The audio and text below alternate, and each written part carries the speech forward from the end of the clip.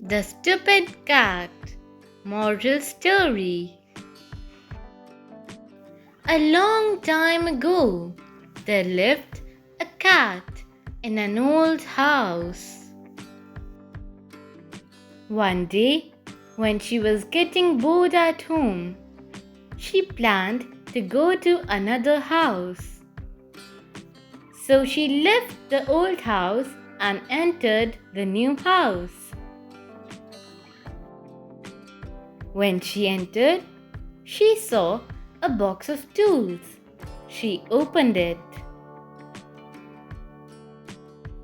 She saw a knife in it.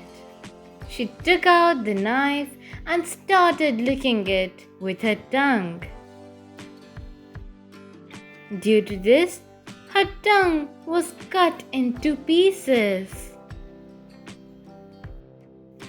Moral: don't use anything without knowing it. Thank you. Please like, subscribe, and get notified.